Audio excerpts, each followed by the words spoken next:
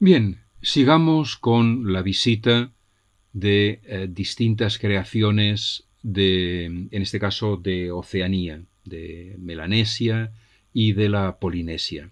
Cuando anteriormente he comentado que una misma forma podía tener significados o lecturas muy distintas y al revés, formas muy distintas tener exactamente un mismo significado, estaba pensando precisamente en la relación que existen entre los mástiles de la casa de los hombres comentados anteriormente y los bij o unos palos ceremoniales de Melanesia, dos o tres de cuyos ejemplares más notables se encuentran precisamente en el Museo de las Culturas del Mon.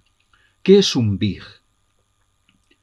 Un bij es un eje. Los bij se realizan, son troncos de árboles tallados.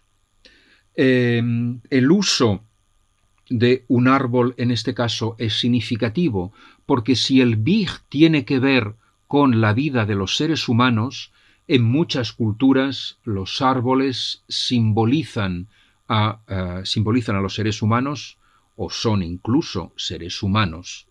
Recordemos, por ejemplo, en la mitología griega, como el laurel es la petrificación no sería la palabra adecuada, la conversión en árbol de la ninfa Dafne perseguida por Apolo. Y, por ejemplo, desde luego en la mitología grecolatina existen innumerables árboles que son figuras, son héroes, son figuras sobrenaturales que han sido metamorfoseadas en árboles. De ahí que los árboles no sean entes, sino que sean prácticamente seres vivos y por tanto mantienen una relación estrecha con los seres humanos. Bien, en las culturas de Melanesia los árboles son seres humanos.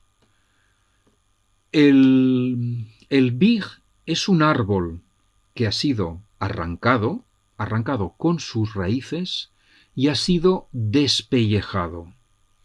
Es decir, se le ha arrancado la corteza y luego se le ha ido tallando hasta descubrir el núcleo que es precisamente la talla que se percibe. Y en este ejercicio de despellejar el árbol, este ejercicio evoca también el despellejamiento tanto de los difuntos cuanto de los enemigos. En el caso de los enemigos, dicha acción permite al guerrero victorioso apoderarse de la fuerza que reside en los huesos de la víctima sacrificada. Bien, en el caso de los muertos, el despellejamiento permite llegar hasta el corazón, hasta el centro vital de quien ha perdido la vida. He comentado anteriormente que el bij es un árbol arrancado con sus raíces. Una vez que ha sido tallado, se hinca en el suelo durante una ceremonia fúnebre, con lo cual significa que el bij forma parte de los rituales que acontecen cuando una persona ha fallecido. ¿Por qué? ¿Acaso para recordar esta figura? ¿Acaso para marcar una tumba, como los fetiches Fang o los kuroi griegos? En todos estos casos estamos hablando de figuras erguidas. Figuras erguidas, plantadas en la tierra con motivo de una ceremonia fúnebre.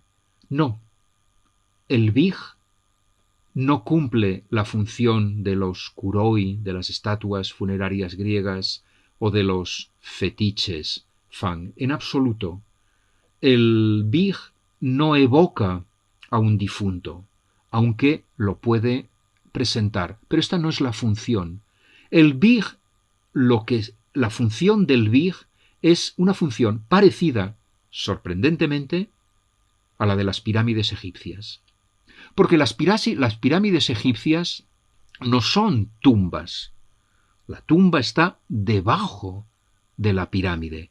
Es más, existen innumerables tumbas antes y después del imperio antiguo que no tienen una pirámide encima del espacio donde mora el sarcófago.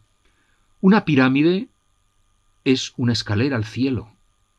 Es lo que permite que el alma o las almas del faraón durante el imperio antiguo puedan ascender al cielo y convertirse en estrellas. Esta propiedad estelar de las almas a partir del imperio medio ya la tendrán todos los seres humanos, nobles o no, nobles, miembros de la corte o no. Pero en el imperio antiguo solo los faraones ven como su alma no solo asciende a los cielos, sino que perdura para siempre convertida en estrella. Pero para que se produzca esta migración hacia lo alto, es necesario que el alma disponga de algún mecanismo, una escalera, cuyas pendientes va recorriendo hasta dispuesta encima del piramidón, encima de la cumbre. A partir de allí, teniendo en cuenta que el piramidón está recubierto de oro, la luz que emite eleva el alma del faraón y lo entra en contacto con la luz de una estrella. Bien, pues un Big es como una pirámide, ya que un Big es una escalera que permite que el alma del difunto realmente ascienda al cielo. Pero entonces, ¿qué son todas estas figuras que están talladas? ¿Y qué es esta extraña forma, este extraño mástil clavado, inclinado en la parte superior? El tronco que ha dado lugar a un Big, el tronco despellejado y tallado que ha dado lugar al Big, se clava invertido en la tierra. Por tanto, estas ramas que salen de este mástil y que podríamos asociar a las ramas de un árbol, evidentemente, no son ramas, sino que son raíces.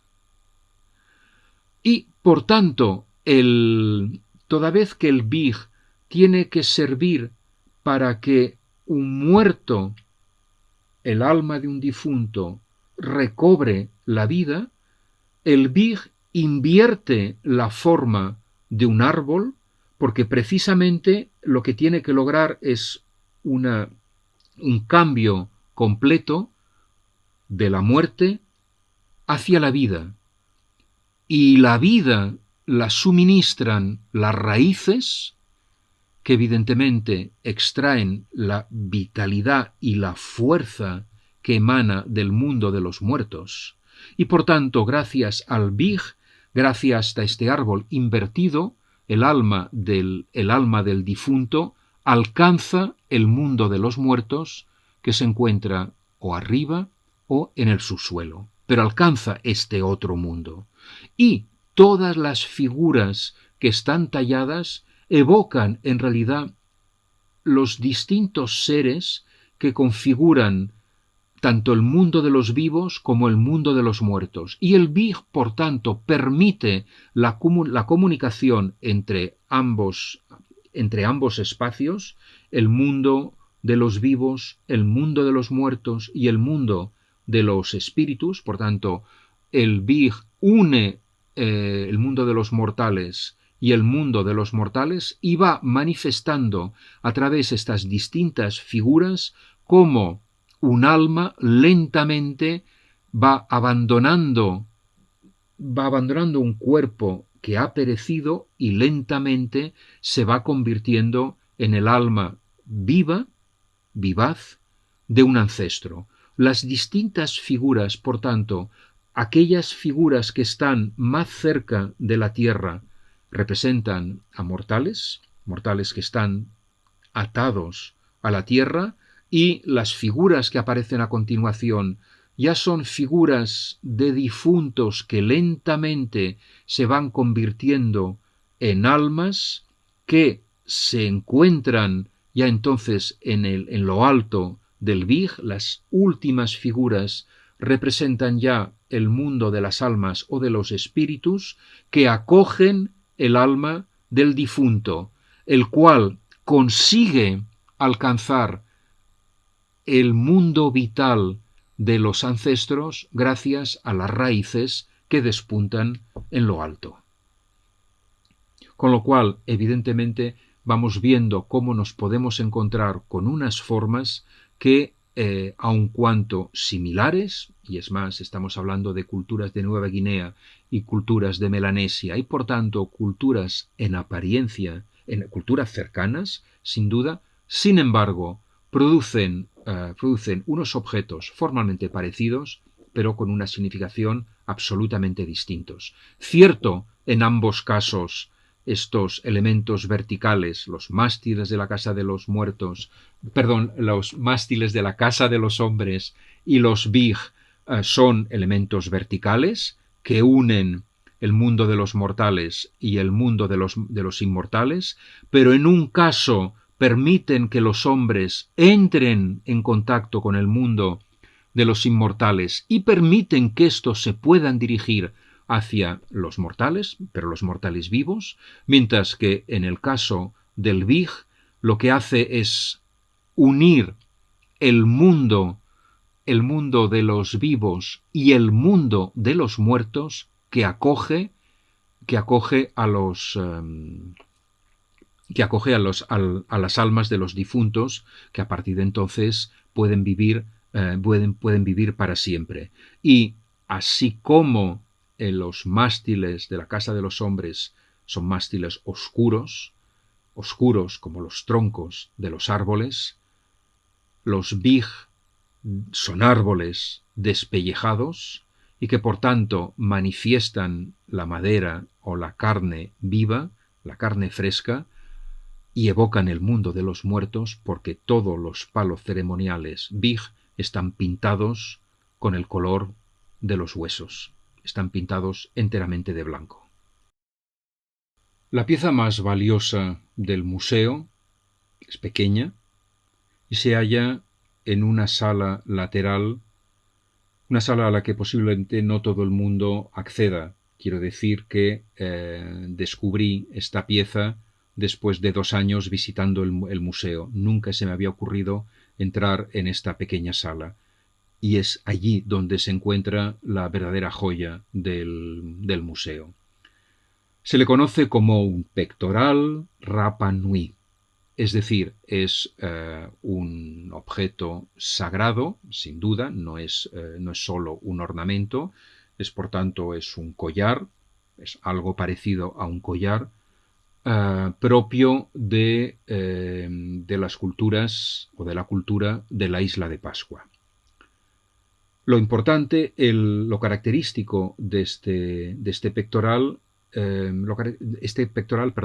tiene 2 características que lo distinguen de otros parecidos. Perteneció a Tristan Tzara. Por otra parte, los pectorales Rapa Nui escasean y en este momento, si no me equivoco, solo se conservan 5 en todo el mundo. Todo el resto han desaparecido. ¿Qué significa y por qué es importante por haber pertenecido a Tristan Tzara?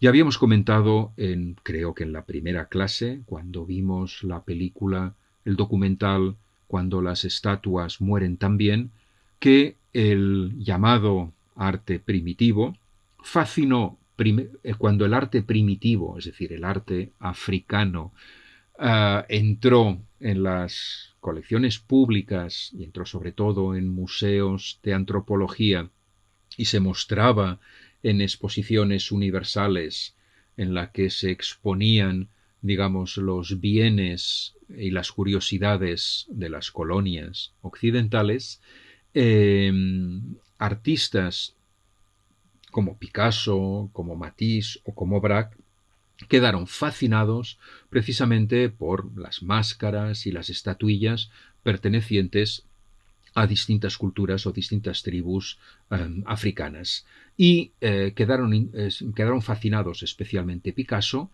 porque tuvieron la sensación de que habían encontrado o estaban en contacto con unas maneras distintas de representar la realidad. Es decir, unos esquemas compositivos y gráficos que liberaban del necesario mimetismo que hasta entonces se exigía a toda representación pictórica o escultórica. Es obvio que ya desde el siglo XVI los artistas eran conscientes que no se limitaban a imitar el mundo natural, sino en todo caso lo idealizaban, lo perfeccionaban o lo criticaban, y que por tanto existía una triple diferencia entre el mundo ideado por la divinidad, el mundo materializado, materia que, digamos, distorsionaba o aminoraba el resplandor y la perfección de las formas o ideas sobrenaturales, y finalmente existía el trabajo del artista que, convirtiendo por tanto la obra de arte en algo así como un método para devolver la dignidad a la creación sobrenatural, a la creación divina, lo que hacía era estilizar y corregir las imperfecciones que las formas divinas habían sufrido cuando se habían encarnado o se habían materializado en la tierra. Y por tanto, el arte naturalista era un arte que actuaba en beneficio de la grandeza del creador supremo. Bien, por tanto, ya se sabía que, digamos, las imágenes y el arte naturalista no era una simple reproducción del mundo natural.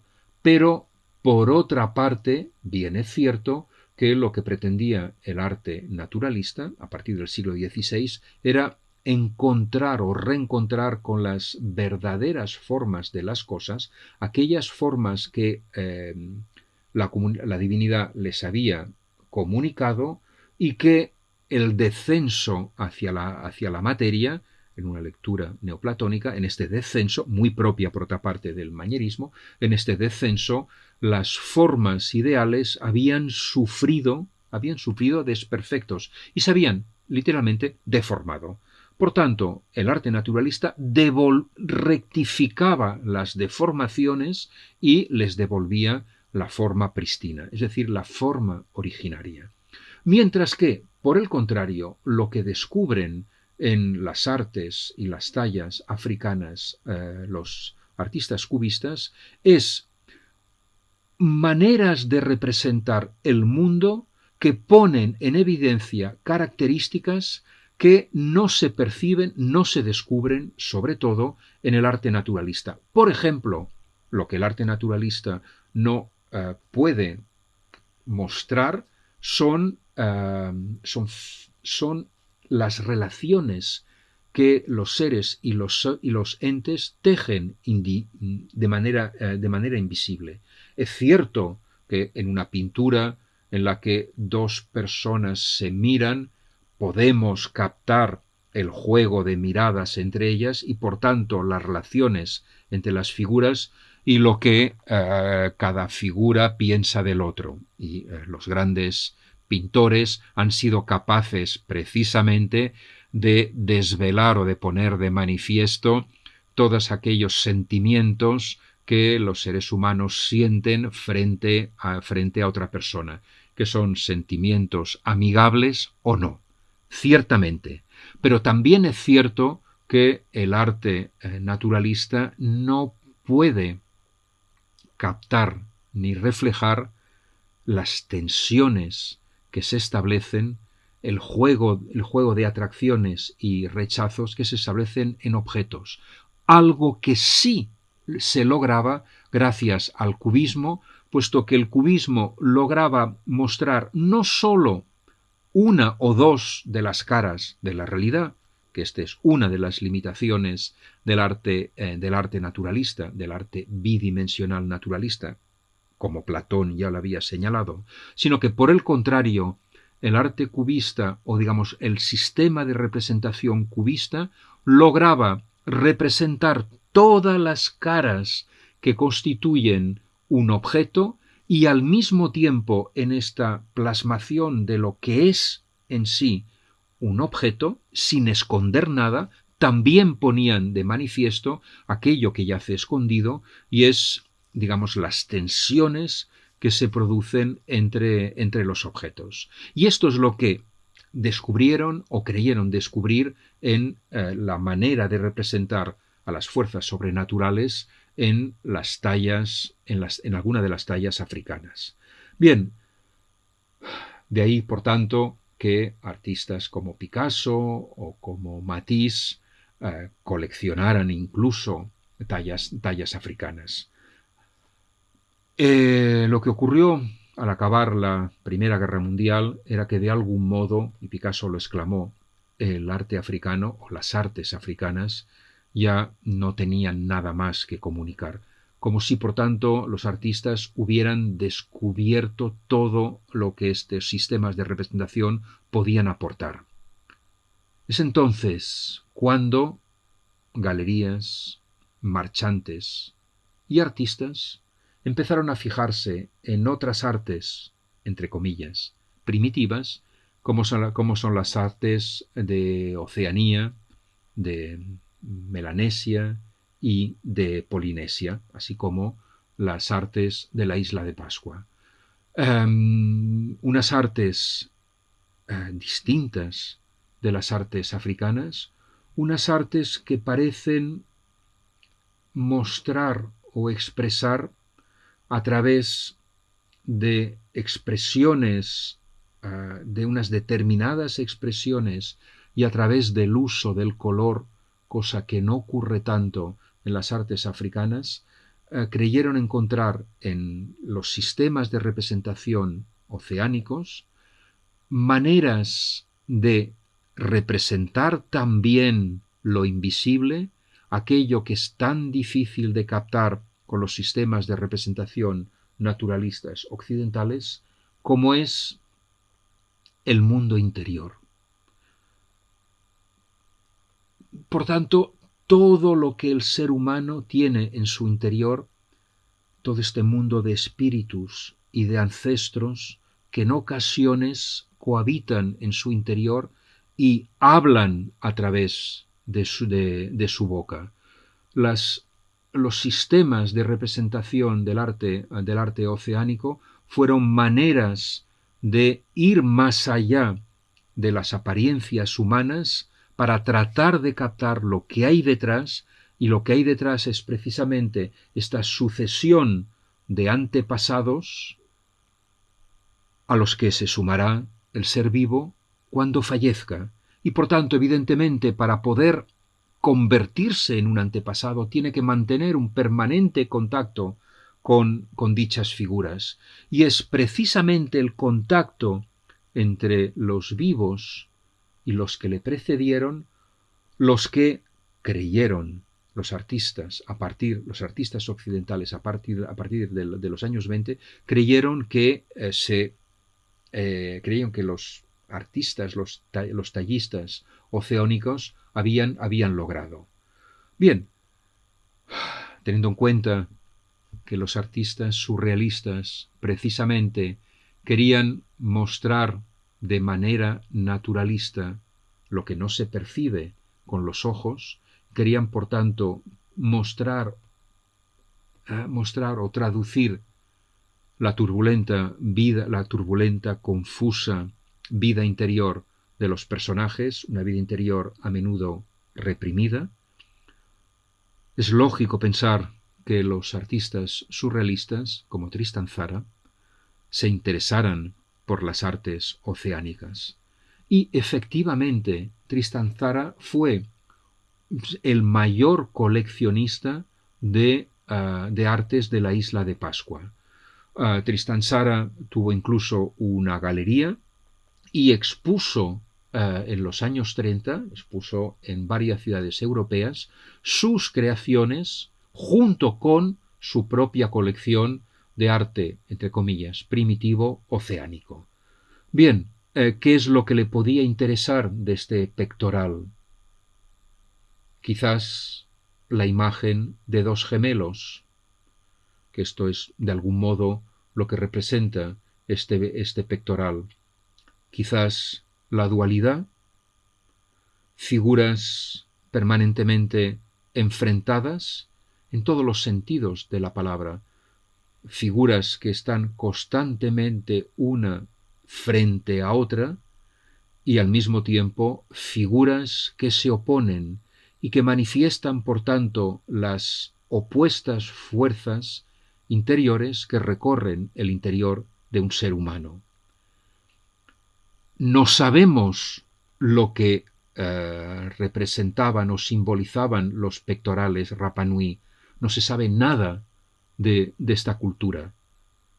Lo que estamos explicando en estos momentos es lo que Tristan Tzara creyó ver en esta pieza y por tanto se fijó en ella porque precisamente porque le preocupaba este mundo interior, creyó que este pectoral era una maravillosa manifestación de la captación del mundo interior que habían logrado los tallistas de la cultura Rapa Nui.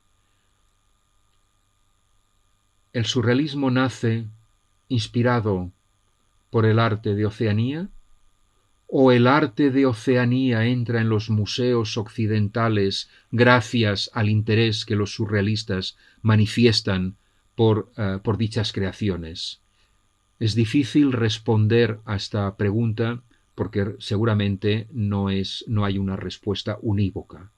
En realidad, estas piezas suministraron a los artistas, les revelaron vías y maneras de representar un determinado mundo a los artistas surrealistas, esto por un lado, y por tanto estas piezas podrían estar en el origen de determinados modismos surrealistas, pero también es cierto que si los artistas surrealistas no se hubieran interesado por lo surreal, es muy posible que estas piezas no hubieran entrado en las colecciones occidentales, para bien o para mal.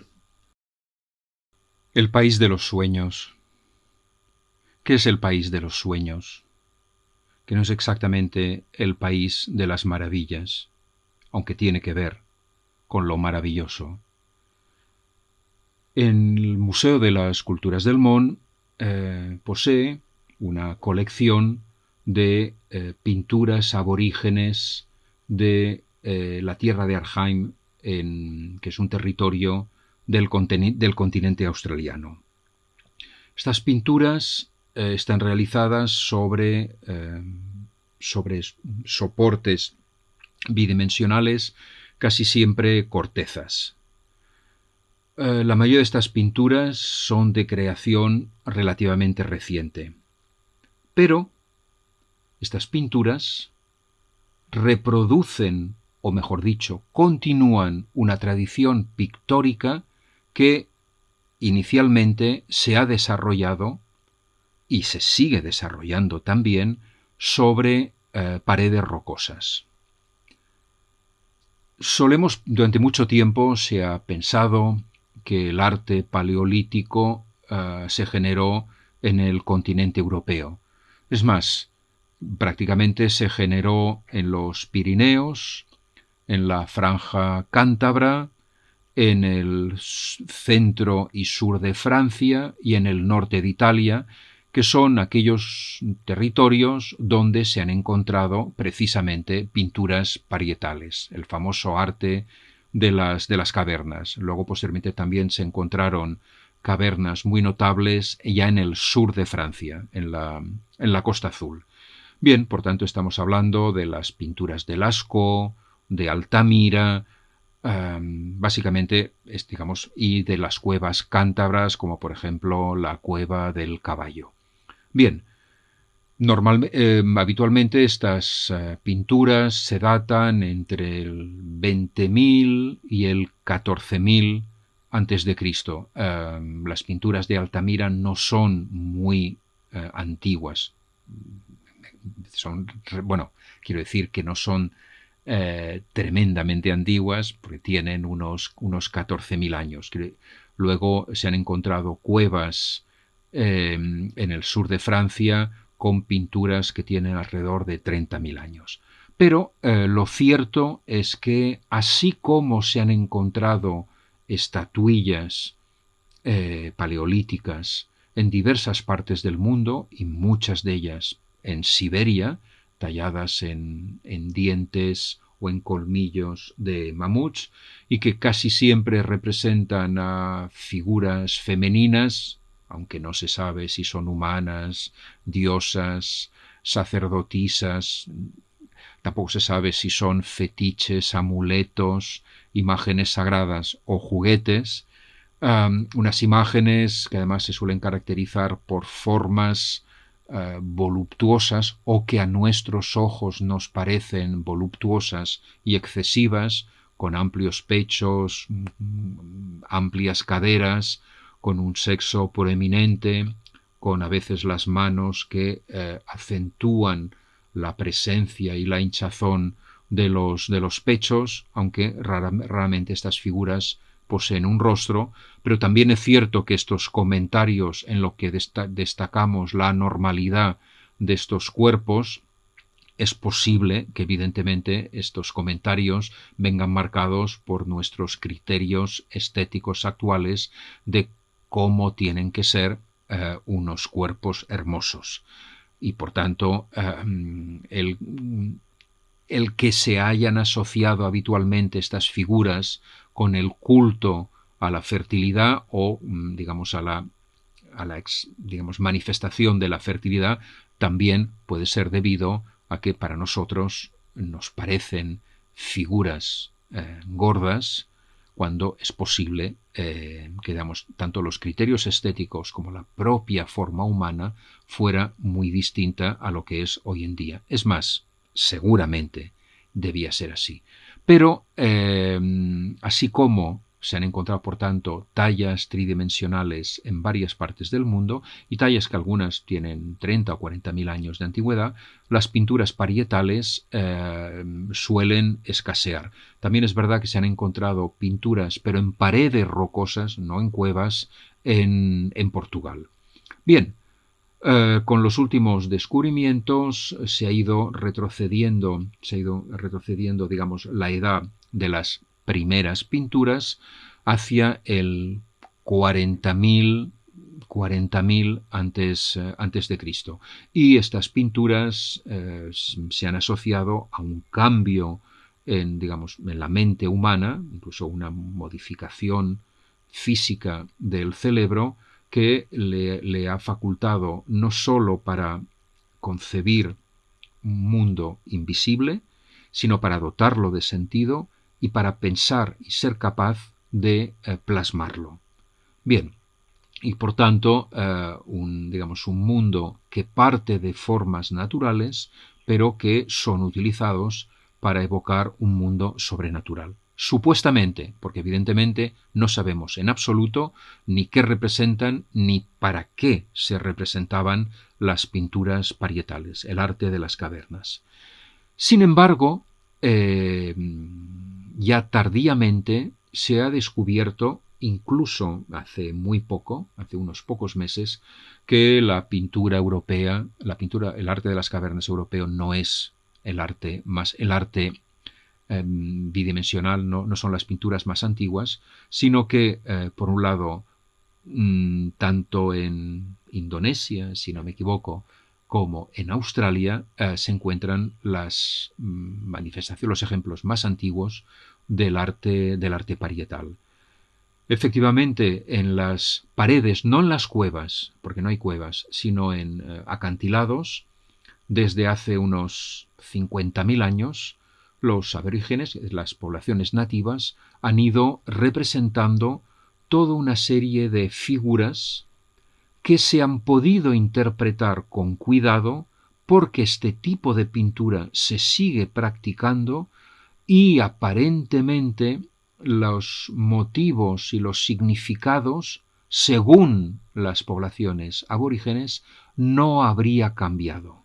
Lo que sí ha cambiado es que dichas imágenes, que hasta no hace mucho se plasmaban en las paredes rocosas, hoy también se plasman en soportes bidimensionales transportables, como son, digamos, cortezas aplanadas y extendidas. Dicho esto, ¿qué representan? Lo que representan y la función se conocen evidentemente por lo que cuentan, digamos, los chamanes de dichas tribus. En un tiempo antes del tiempo, en un tiempo mítico, el mundo fue creado y fue creado por unos seres sobrenaturales, efectivamente. Algo es, digamos, una creencia común en muchas culturas. Desde el mundo judío, cuando Yahvé de golpe, el espíritu, el soplo de la divinidad empiezas a recorrer la superficie de las aguas, de las que lentamente van brotando todos los elementos y los seres y los entes que configuran el mundo, hasta la mitología griega, según la cual el cosmos se origina a partir de un profundo abismo recorrido por vientos tormentosos, un abismo húmedo de la que de pronto, como del interior de una gigantesca vagina, van emergiendo los distintos elementos y las distintas divinidades que acabarán instalándose, pero configurando también el cosmos. Es decir, podemos encontrar en múltiples culturas unos mitos parecidos a los mitos aborígenes. Siempre hay un tiempo antes del tiempo, un tiempo anterior a los seres humanos, en los que una serie de figuras, espíritus, dioses, seres sobrenaturales, etc., no sólo crean el mundo o crean el cosmos, sino también lo van organizando, van trazando caminos y finalmente transmiten a los seres humanos aquellos conocimientos o técnicas con los cuales los mortales, a partir de entonces, podrán ocupar, recorrer y explorar este mundo. Todo lo que afecta al ser humano ha sido originado en el tiempo antes del tiempo. Y es por este mismo motivo que no podemos luchar contra la muerte, porque la muerte fue decidida y determinado antes de los seres humanos. Responden a una decisión sobrehumana, sobrenatural, y por tanto los seres humanos evidentemente no pueden intervenir en el mundo de los dioses. Lo único que pueden hacer es aceptar lo que los dioses, los héroes y los seres sobrenaturales decidieron y crearon, sabiendo, al menos sabiendo, por qué existe la muerte y por qué morimos, al menos sabiendo que es algo que el ser humano no es responsable de la aparición de la muerte. La muerte no está causada por una decisión o una acción que tiene fatales consecuencias, sino que la muerte cae encima de los hombres porque un buen día unos seres sobrenaturales decidieron que la muerte reinara en el cosmos. Bien, por tanto, es cierto que en todas las culturas existe este mundo, este tiempo antes del tiempo. Lo característico, sin embargo, de la cosmogonía, la cosmología aborigen, es que estos seres sobrenaturales se siguen comunicando con los seres humanos. Siguen, por tanto, estando en permanente contacto, así como los dioses griegos, como en general los dioses paganos, se desentienden de la suerte de los seres humanos, intervienen ocasionalmente causando más desgracias que beneficios en los asuntos humanos, pero, digamos, todo lo que los dioses han podido hacer y han querido hacer ya está hecho. Y los seres humanos tienen que asumir esta creación. Por el contrario, en el imaginario aborígenes, estos seres, en el fondo, siguen manifestándose, están entrando en contacto con los seres humanos. Pero también es cierto que existe una barrera entre el tiempo antes del tiempo y el tiempo presente. Esta barrera, esta membrana, son las paredes de las rocas. Y por tanto, los seres del mundo de los sueños siguen existiendo todavía entre los seres vivos, o mejor dicho, se manifiestan y se comunican con los vivos a través de la membrana que constituye la pared de las rocas. Y lo que estos seres sobrenaturales les transmiten son modelos de comportamiento, les ofrecen mapas para no perderse física y emocionalmente, es decir, les entregan todo lo necesario para no perderse en el mundo. Les entregan, entre otras cosas, mapas geográficos, físicos y emocionales. Estos seres, este tiempo antes del tiempo, se llama el tiempo del sueño. Y estos seres sobrenaturales son precisamente los seres del mundo, del tiempo de los sueños, con los que también los seres humanos pueden entrar en contacto cuando sueñan. Pero los sueños no dejan rastro, los sueños se desvanecen cuando nos despertamos. Por el contrario, cuando los seres del mundo de los sueños, del país del tiempo de los sueños, se manifiestan en las rocas, los pintores pueden fijar esta imagen, fijar su apariencia para siempre en la superficie rocosa. Y por tanto, las pinturas aborígenes, las pinturas que no habrían variado formal y funcionalmente desde el Paleolítico, desde la prehistoria, son modelos de comportamiento, son guías que sirven a los seres humanos y sirven a las comunidades para estructurarse, para ocupar el territorio y para saber cómo relacionarse con el territorio y el resto de los seres vivos. Ya que muy a menudo lo que aparecen también en estas pinturas son animales totémicos, son aquellos animales que también contribuyeron a la creación no solo del cosmos, sino de las comunidades, que por tanto se sienten protegidas porque sus animales emblemáticos están permanentemente presentes y son visibles en dichas paredes.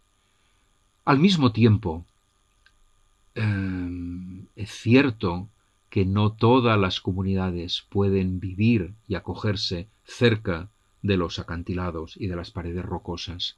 Y por tanto, relativamente recientemente se han ido creando, iba a decir, pinturas portátiles en estos soportes vegetales, pinturas que son idénticas a las pinturas a las pinturas parietales, pero que evidentemente el ser humano puede tener siempre consigo.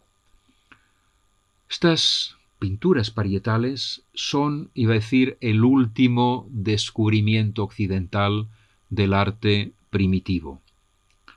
En realidad entraron en el mercado occidental a partir de los años 80, cuando toda una serie de galerías californianas, siempre buscando nuevas maneras, nuevas formas de arte, descubrieron estas pinturas portátiles y empezaron a exportarlas y a venderlas. Y por una vez se tomó una decisión para no dañar a estas comunidades y para que no se perdieran sus referentes. Y por tanto, algunas galerías californianas, junto con el gobierno australiano y los consejos de las comunidades aborígenes, decidieron crear centros de creación en estas comunidades para que los pintores y los chamanes siguieran pintando estos mapas emocionales, en este caso evidentemente para la venta, pero al menos una parte de la producción podía quedar en las comunidades y por otro lado los beneficios, digamos el dinero ganado por estas comunidades podía servir para mantenerlas y evitar el desplazamiento, el mortal desplazamiento, el destierro de los jóvenes hacia las grandes ciudades australianas, perdiendo cualquier referencia con sus culturas. Por tanto, las pinturas aborígenes que el Museo de las Culturas del Món posee, es una buena colección, son parecidas a las pinturas que se encuentran en otros museos antropológicos, museos de otras culturas, entre comillas, y suelen ser pinturas que han sido realizadas para la venta, ciertamente, pero no son simples bibelots, simples objetos turísticos, simples recuerdos para la venta del turista, sino que son pinturas que los propios aborígenes todavía poseen y en los que depositan sus esperanzas. No están adaptados al gusto occidental, pero bien es cierto que el gusto occidental se fijó en ellas, porque en los años 80 casualmente la trasvanguardia, el arte pictórico que volvió a un cierto expresionismo, produjo una serie de imágenes no muy distintas formalmente, aunque muy distintas funcionalmente, que las pinturas aborígenes de la tierra de Arnhem en Australia. Y por tanto, lo que aquí podemos ver son pinturas que evidentemente no son decorativas o no tienen una función decorativa, aunque desde luego pueden elevar el alma, sino que son mapas, son guías espirituales, como, por cierto, una gran parte de la pintura mitológica y religiosa occidental anterior al siglo XIX, que evidentemente no tenía la función sola de decorar estancias, sino de proporcionar modelos de comportamiento que sirvieran, por un lado, de espejo de las maneras de comportarse, de pensar y de ser, a fin precisamente que las comunidades o las familias pudieran, al verse reflejados en las pinturas, corregir ciertas maneras de actuar y de pensar, y al mismo tiempo las pinturas podían proporcionar modelos gracias a los cuales las familias, las ciudades o las comunidades podían modificar sus comportamientos a fin precisamente de seguir los dictados, las maneras de comportarse de las figuras religiosas, sobrenaturales, míticas o simplemente humanas que aparecen en los cuadros, en las telas, toda vez que las telas efectivamente son lugares donde se proyectan imágenes venidas de otro mundo, imágenes que se materializan sensiblemente en la superficie de una tela o en la superficie de la corteza de un árbol.